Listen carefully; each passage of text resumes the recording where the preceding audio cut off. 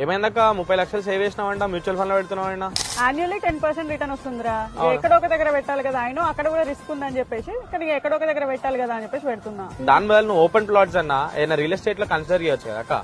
ఇప్పుడు లైవ్ గా నీకు హైదరాబాద్ రియల్ ఎస్టేట్ లో లాస్ట్ 10 years చూసుకుంటే ఎవ్రీ 3 years కి డబుల్ అయినాయి ప్లాట్స్ అన్ని. నీకు కంపారబుల్స్ లైవ్ కంపారబుల్ చేయాలనుకుంటే మహేశ్వరం శ్రీశైలం హైవే పైన 3 years బ్యాక్ 10,000 కొన్నాడు 25,000 కి అమ్ముతున్నాడు. కొంగరకొలం దగ్గర 8,000 కొన్నాడు 20,000 అమ్ముతున్నాడు. విజయవాడ హైవే పైన 6,000 కొన్నాడు 3 years బ్యాక్, ఇప్పుడు 18,000 20,000 కి అమ్ముతున్నాడు. షాద్ నగర్ లో 6,000 కొన్నాడు 18,000 20,000 నడుస్తుంది. నువ్వు మ్యూచువల్ ఫండ్స్ లో చూసుకుంటే 8 years లో కాంపౌండ్ తో క్యాలిక్యులేట్ చేసుకున్నా కూడా నీకు 100% నీకు రిటర్న్స్ వస్తున్నాయి. ఇలా నీకు 3 years వస్తున్నాయి, ప్లస్ నీకు ఒక స్టాండర్డ్ అసెట్ ఉంటది. ఇలా సబ్జెక్ట్ టు మార్కెట్ రిస్క్ ఏముండయాక అయినో మీ అందరికి ఇన్వెస్ట్ చేయాలని ఉంటది అని, అండ్ మ్యూచువల్ ఫండ్స్ ఫస్ట్ వచ్చే ఆప్షన్ అని.